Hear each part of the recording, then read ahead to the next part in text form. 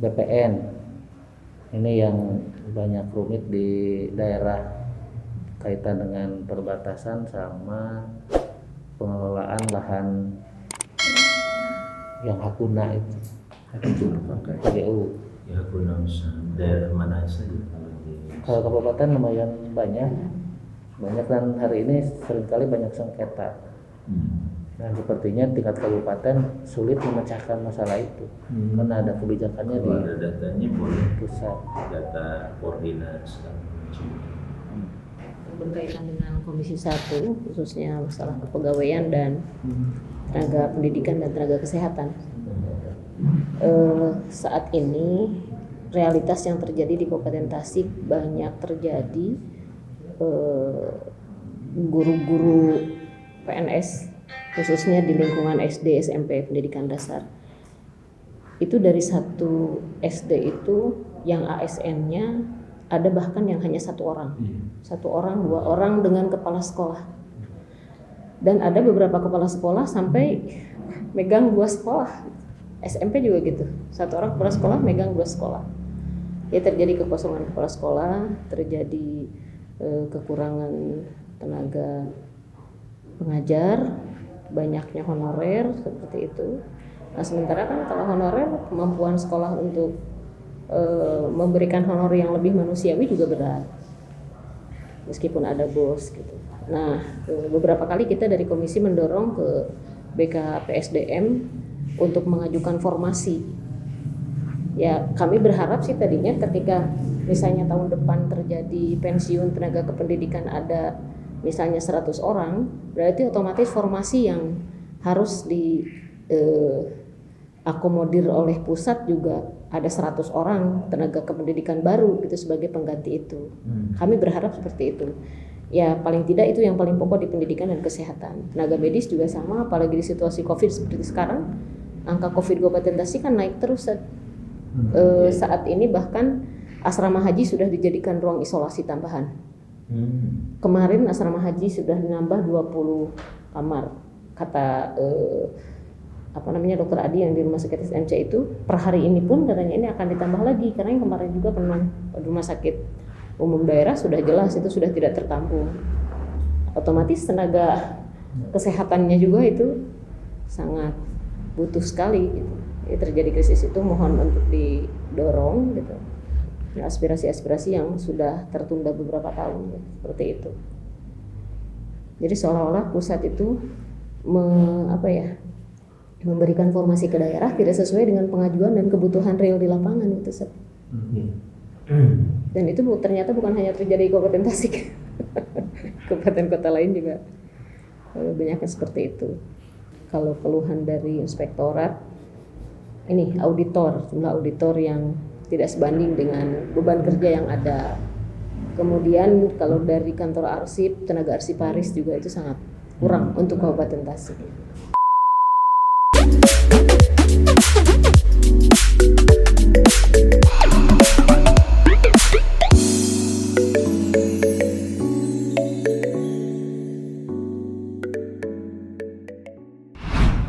Allahumma inni ala dzikrika wa syukrika wa husni ibadatik. Ya Allah, bantu saya untuk selalu berzikir padamu, bersyukur padamu dan sebaik-baik ibadah kepadamu ya Allah. 3 hal ini yang menjadi pegangan kita dalam setiap aktivitas. 3 hal inilah yang kita proyeksi untuk menyempurnakan keimanan kita.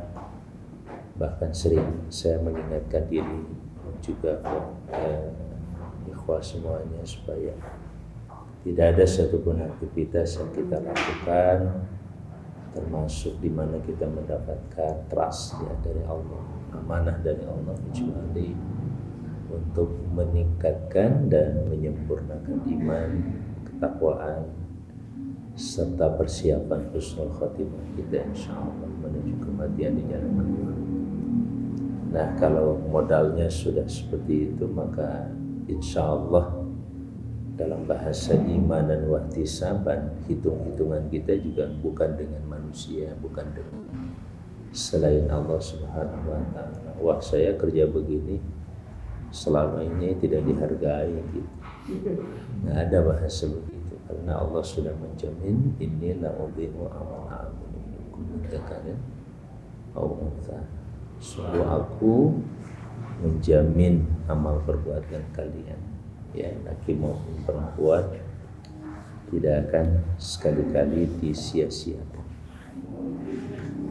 Misalkan kita melindungi negara ini dari persoalan-persoalan yang bisa mengakibatkan kedaulatan negeri ini katakanlah terganggu, bahkan mungkin akan jatuh ke bangsa lain, siapapun bangsanya misalnya, ya maka visi ini akan berhadapan dengan peta politik atau geopolitik dunia lain yang menghendaki Indonesia itu di bawah kontrol dia, kan? Apalagi dengan berbagai krisis yang muncul, ada yang namanya krisis energi sebentar lagi akan mulai habis. Hitungan beberapa puluh tahun saja kita nggak pernah tahu. Kemudian nanti masuk ke energi, ke persoalan pangan. Ya, ini akan terjadi krisis kesehatan, sekarang juga sudah dimulai dengan kasus COVID ini, bahkan nanti masuk kepada krisis pangan ketika secara geografis nanti hanya bagian-bagian tertentu yang akan mengalami kesuburan itu, kan. Mungkin salah satunya Indonesia cukup berpotensi untuk memiliki ketahanan pangan, sehingga secara geografis Indonesia akan menjadi pilihan dan rebut mereka. Itu hal yang tidak bisa dipungkiri. Contoh, di negara-negara yang memiliki 4 musim itu kan mereka hanya efektif 6 bulan saja bercocok tanam, mau tanam beras segala macam itu hanya 6 bulan saja. Tapi kita bisa 12 bulan. Negara kita bisa 12 bulan. Contoh China itu kan mayoritas kawasan dan wilayahnya sangat tidak kondusif ketahanan pangan, ya belum lagi banjirnya segala macam. Jadi kalau mereka mengambil kawasan Indonesia, apakah dengan cara membeli, menyewa, investasi segala macam, investasi pangan, itu sesuatu yang tidak bisa kita pungkiri, sangat mungkin terjadi. Penguasaan lahan mereka menguasai lahan kita sampai ke desa. Lahan-lahan pertanian itu sudah mulai dibeli oleh mereka ke desa-desa. Itu bukan hanya sekedar buat pabrik ke depannya, tidak. Mereka juga butuh lahan pangan. Ya, apalagi jika mereka menguasai sekian, katakanlah 100 hektar ngeblok begitu, ya mereka akan menggunakan dengan sistem teknologi di sana dan seperti yang digunakan di Vietnam, dan Vietnam sekarang cukup maju dalam konteks ini dan jadi murah. Ya, beras itu jadi murah karena ongkos ininya juga cukup murah. Nah ini juga persoalan maaf ya kan, dan ngaji kita itu seperti kita ngaji itu, bicara ngaji itu ya inilah fokus bahasa. Nah, sampai akhirnya dengan adanya Omnibus Law, kekhawatiran juga semakin menguat ya, terhadap persoalan kedaulatan pangan, kedaulatan agraria atau kedaulatan pertanahan dan lain sebagainya. Ya, saya katakan tadi semakin nyata itu semua. Sehingga saya secara pribadi kalau ikut RDP, termasuk kekhawatiran berbagai kalangan kemarin sehingga menimbulkan perdebatan tentang masalah Omnibus Law kemarin, juga akhirnya ya paling tidak kalau ini dijadikan undang-undang dan dijalankan, harus ada plan B bagi kita. Kalau plan A-nya kalau bisa ditolak oleh sebagian kelompok dan masyarakat. Bukan hanya persoalan buruh itu boleh dibilang kecil di dalam Omnibus Law itu, tapi persoalan kedaulatan yang paling penting itu. Bagaimana nasib tanah-tanah kita yang sekarang saja dengan regulasi yang ada itu sudah banyak tanah kita dikuasai tadi oleh kelompok pengusaha tertentu. Kita ingin punya 1 hektar saja misalkan untuk kita kelola buat keluarga kita, masyarakat di sekitar kita, itu sulit untuk memilikinya. Sementara ada sekian banyak perusahaan yang mungkin hanya hanya 3% dari penduduk Indonesia ini yang menguasai jutaan lahan perkebunan di negara yang kita cintai. Ya semakin miris ya. Jadi Kang Deddy, kalau saya berkunjung kayak begini ini, akhirnya harus curhat juga gitu. Jadi curhat dilawan curhat gitu. Tercurhat dijawab dengan curhat lagi. Tetapi nanti kita akan coba membuat solusinya seperti apa. Nah, yang perlu menjadi atau masuklah itu diantara problematika. Salah satu tadi misalkan ada beberapa kebijakan pemerintah yang cukup strategis ya, dan namanya sebuah kebijakan kan kayak sebuah pisau yang bisa digunakan baik atau tidak baik. Baik dalam pengertian ketika dipegang oleh dan jatuh ke orang-orang yang memang berhak mendapatkan pisau itu untuk menggunakannya dengan baik. Contoh kebijakan agraria misalkan. Reforma agraria secara garis besar pernah juga saya sampaikan ada di bawah Kementerian Agraria dan Tata Ruang ATR dan BPN. Kemudian juga ada yang di bawah Kehutanan. Yang di bawah Kementerian Agraria itu bentuknya memang reforma agraria yang diproyeksikan untuk dibagikan ke masyarakat. Rata-rata bentuknya adalah HGU. Ya, HGU tadi itu ya ketika sudah habis, kalau bisa pemerintahan daerahnya yang aktif. Ya, kalau tidak pemerintah daerah, tentu ada LSM yang kuat aktif. Tapi sayang, kalaupun ada sekarang, LSM-nya juga mafia masalah. Ya, kenapa nggak hadir di tengah persoalan itu? Ormas-ormas Islam yang ada, misalkan seperti NU, Muhammadiyah, PSS hadir. Organisasi-organisasi politik dan lain sebagainya juga silakan hadir di tengah persoalan itu. Bayangkan Pak Deddy, yang di bawah agraria itu nggak sedikit, 9 juta hektar. Sehingga saya sering menghitung 9 juta hektar itu kalau satu orang nih kita dapat 1000 meter, ya kan? Dari 1 hektar 1000 meter, berarti bisa mengcover 90 juta jiwa, bukan keluarga. Kalau dia mewakili satu keluarga, berarti 90 juta keluarga bisa tercover dengan 9 juta kebijakan ini. Nah, oleh karena itu tadi mohon dengan sangat, kalau ada silakan datanya, coba nanti Pak Aceh kita akan sounding, karena saya juga masuk di tim kerja bersama dengan Kementerian Reforma Agraria, sehingga ketika ada kasus-kasus seperti ini, konfliknya di mana segala macam, bermitralah dengan BPN, bersahabat. Pertemanan, jangan bicara tentang politik di sini, jangan bicara tentang regulasi, bicara tentang persahabatan. Penting kita memahami peta pertanahan di Indonesia. Akhirnya kan sampai ke desa-desa. Oh, di desa ini ada potensi ini, potensi. Apa yang bisa kita lakukan? Itu yang nanti baru kita bicara. Nah, jadi bentuknya nanti itu kan sertifikat, kan dibagikan. Jadi torak itu tanah objek reforma agraria. Dan itu sudah di kemarin di mana Cianjur jelas sudah ada sekian ratus yang dibagikan, sekian ribu yang sudah dibagikan, sekian ratus hektar, jadi sekian ribu sertifikat. Ada yang 300 hektar, ada yang 250 hektar, itu terus Sukabumi juga begitu. Nah, cuman memang setahu saya proyek reforma agraria yang lalu itu baru 3 tempat kalau Jawa Barat, Bogor, Cianjur, sama Sukabumi kalau tidak salah. Nah, Tasik itu belum. Kalau belum, sangat mungkin ketika ada potensi ada. XHGU-nya ada dan kondisi masyarakat juga sangat-sangat memerlukan. Di situ perlu membentuk semacam tim bersama nanti, berkolaborasi. Anggota DPR-nya, DPRD-nya, terus sampai ke bawah itu berkolaborasi dengan kami.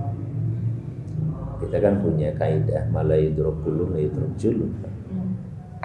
Ya, kalaupun sekian ratus hektar, ya minimal 10 hektar bisa termanfaatkan untuk kepentingan keumatan.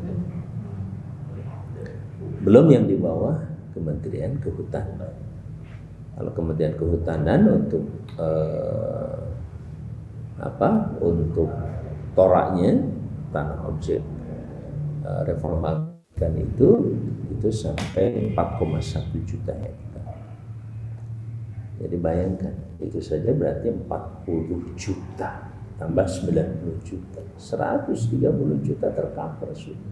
Separuh penduduk ini dapat tanah 1000 meter. Itu kan. BPD juga di tingkat bawah nih, di tingkat kelurahan atau kabupaten tahu ke peta. Makanya saya mohon dengan sangat Pak Sofyan betul-betul dikuasai. PTSL itu segera dilakukan di setiap desa yang menjadi tanggung jawab kita bersama itu.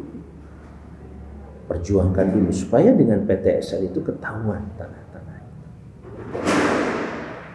sampai ke tanah-tanah negara segala macam.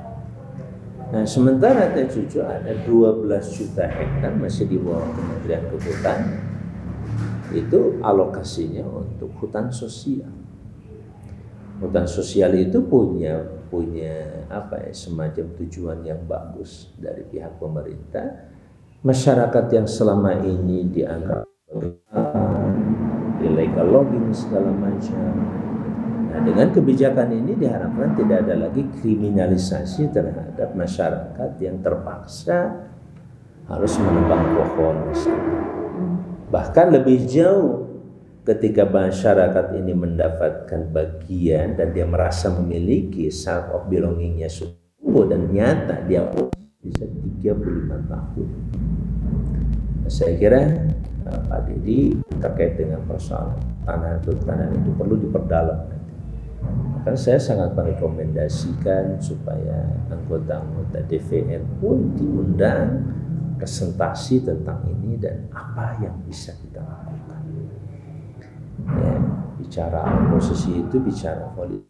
Kalau bicara di lapangan mah bicara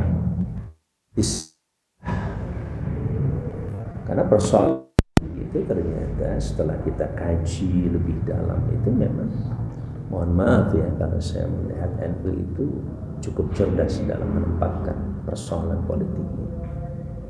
Ya, asal entitas keorganisasian dan keumatannya tidak berubah, tetap punya posisi tawar yang benar dan baik, tidak terjadi tamayyu, ya, pencairan terhadap nilai-nilai ideologis akidah dan lainnya, saya kira itu menjadi satu pilihan yang cukup cerdas dalam hal ini.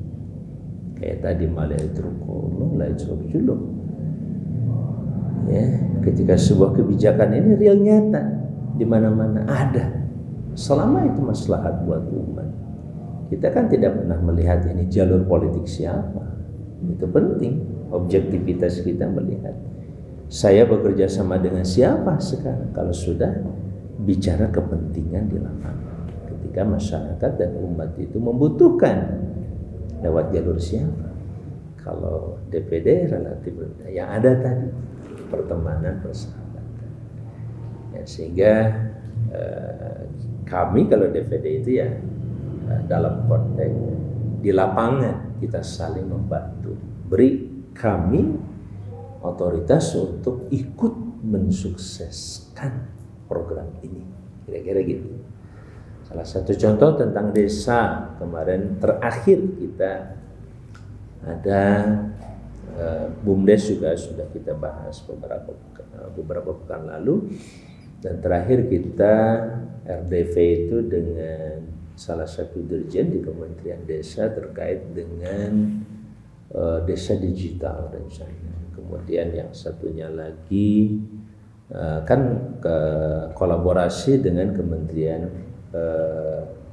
Keminfo ya, Kementerian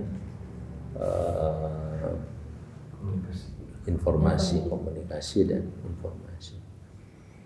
Nah, dengan Kemenkominfo itu peta dan teknis pembangunan sarana informasi dan komunikasinya. Kalau dari Kementerian Desa kan tentu terkait dengan ininya, apa kebijakan-kebijakan desa. Nah, sampai pada tingkat Pak Dirjen itu Pak Anang waktu itu mengatakan bahwa dana itu bisa digunakan untuk dana transfer dari pusat, dana DD ya, atau transfer dari pusat yang 1 miliar itu walaupun belum mencapai senilai itu sangat bisa dialokasikan untuk pembangunan desa digital ya, Pak Sofia. Dengan catatan itu semuanya diputuskan bersama dengan BPD. Itu aja sebenarnya. Sekarang kan kami juga kan seringnya kita mendapatkan aspirasi seperti ini dari daerah. Mereka merasa kok penggunaan dana ini kayak dikasih tapi dicekelan gitu ya. Segala sesuatunya kita masukkan ke Kementerian Keuangan, kepada Kementerian Desa, Kementerian Dalam Negeri, supaya dana alokasi desa itu agak fleksibel. Nah, sekarang sudah agak fleksibel. Saya kira silakan disambut dengan catatan dibicarakan dengan BPD. Misalkan, nah tadi untuk desa wisata itu salah satu yang paling strategis untuk membangun desa digital dulu, dan itu paling visible ya, karena membangun desa digital itu kan katakanlah nggak terlalu besar, tergantung kita punya mitra siapa untuk membangun. Bahkan yang biasa kita buat dalam bentuk BTS itu ya kita bisa gunakan menara-menara masjid ya yang agak tinggi begitu, tapi bagus bisa digunakan untuk digitalisasi desa tersebut tadi. Ini juga tantangan lain. Salah satu sasaran yang paling harus segera mendapat perhatian kita ini adalah ibu-ibu, terutama yang terjerat oleh Bank Emok. Ya, ini penting segera kita hadir bersama dengan mereka. Nah, saya punya konsep model Grameen Bank ya. Kalau Grameen Bank itu kan pinjam, simpan, pinjam. Saya mau ganti dengan infak pinjam. Jadi kalau kita punya dana 1 juta dipinjamkan ke salah satu orang, syaratnya satu, siap infak seumur hidup. Oh siap katanya, infak apa aja namanya infak, diinfakkan aja seumur hidup, yang penting infak itu jadi amal saleh ibu dan bapak juga, silakan gitu. Nah, berapa nilainya kita tentukan nanti. Misalkan kalau nilainya infak berapa, 1.000 ya, 1.000 berarti nanti pinjamannya 500.000. Kalau dia mau 2.000 pinjamannya 1 juta misalkan. Kalau dia mau 5.000 pinjamannya bisa 2 juta gitu ya. Nah, tapi dia pinjam ngembaliin, tapi ngembaliinnya pakai infak. Makanya infaknya wajib. Tapi nggak dibatasi. Ketidakterbatasan itu nanti begitu ada surplus lebih dari infaknya kan berjalan terus. Ya mudah-mudahan kayak di Bank Emok juga gitu, dibikin grup 10 orang tanggung renteng. Tapi konsep tanggung rentengnya adalah dengan infak. Nah, otomatis dia ngembalinya lewat infak 2.000 per hari misalnya, sesuai kesepakatan. Nanti yang ngumpulin grup itu kan.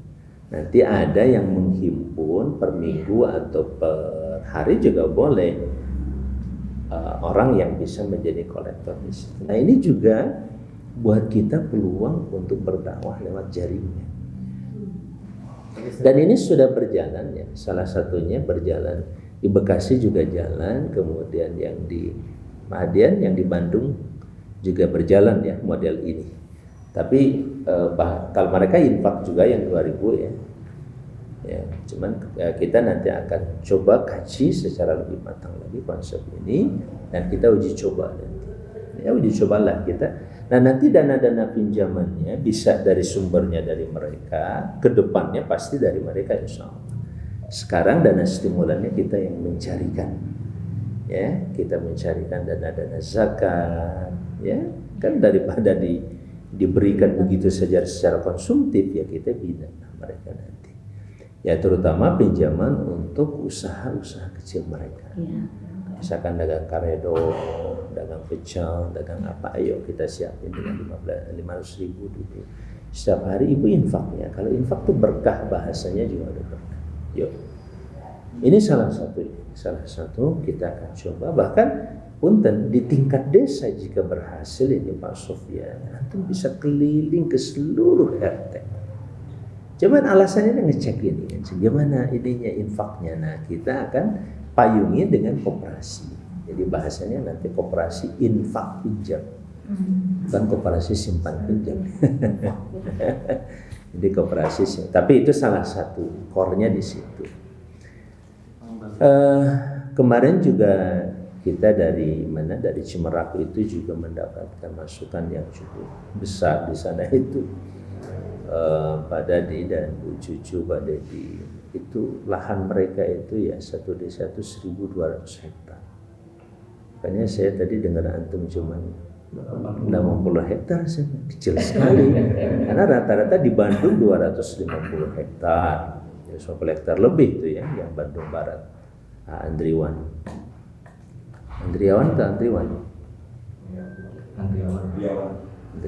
ya. Kemudian yang di Bojongkulur yang Bogor sana tuh Gunung Putri itu 400 hektar, penduduknya 80.000.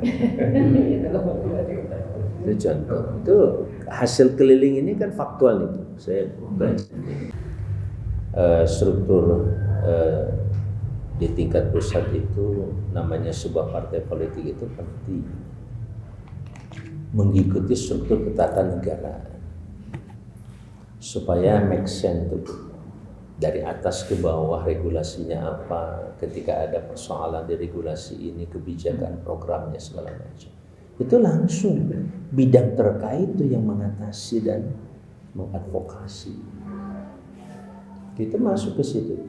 Nah, termasuk tentang desa salah satunya. Nah, persoalan desa itu gimana tadi mengadvokasi persoalan tadi Bu Cucu terkait dengan masalah ketenaga kerjaan atau guru-guru honorer. Ini kan 2021 kan sudah mulai digulirkan rencana pengangkatan guru honorer ini. Kalau bisa segera informasi ini ditangkap, dicari betul dan didorong ke teman-teman DPR RI supaya yang diusulkan oleh terutama yang prioritas tadi itu dikawal. Kita nggak boleh ketinggalan langkah dalam konteks ini.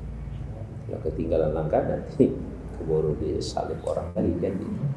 Tapi insya Allah kebijakan ini juga kan semakin ya konon kan kalau bahasa bluffingnya kan akan mengangkat sampai berapa 1 juta gitu. Nah, ini kan bukan hal yang mudah. PNS tambah 1 juta itu kan juga bukan hal mudah.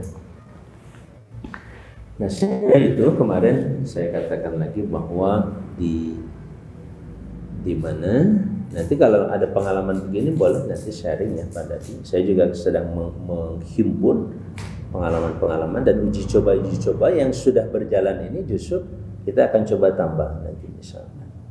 Ya sehingga anak muda tadi kan apalagi di Karang Taruna ya, anak Taruna itu asik kan anak muda itu. Kita bisa rekrut untuk membuat usaha apa gitu. Nah termasuk misalkan tadi ketika bicara tentang desa wisata yang tentu saja sampai satu hal yang ingin saya tanyakan ke Antum Sofyan itu terkait dengan RT RW. Sudah punya RT RW di sini? Rancangan tata ruang dan wilayah di desa ini sudah punya belum? Sudah ada ya, kawasan ini buat apa segala macam itu kan sudah. Nah termasuk kan dengan hadirnya kades baru mau diafakan itu kan perlu ada revisi RT RW ke depannya, itu sangat mungkin. Bahkan dengan konsep tadi ya koperasi infak pinjam itu kita ingin menghidupkan kesadaran infak yang terorganize dengan baik di masyarakat desa sekampung. Karena persoalan kita sekali bukan persoalan duit, tapi persoalan hati kita mau nggak infak. Kan dulu bahasanya parenting. Tapi kalau ini dengan konsep yang terorganize dengan baik, bagaimana kita membuat sistemnya dengan baik, nanti insya Allah perlahan akan menjadi sesuatu yang insya Allah cukup berharga. Insya Allah. Itu saja yang bisa disampaikan, mudah-mudahan bermanfaat. Ya, dan Allah wa ikum ajmain. Wassalamualaikum warahmatullahi wabarakatuh.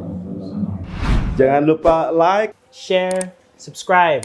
Channel inspirasi dari Kang Haji Amang Safrudin ya. Jangan lupa subscribe ini.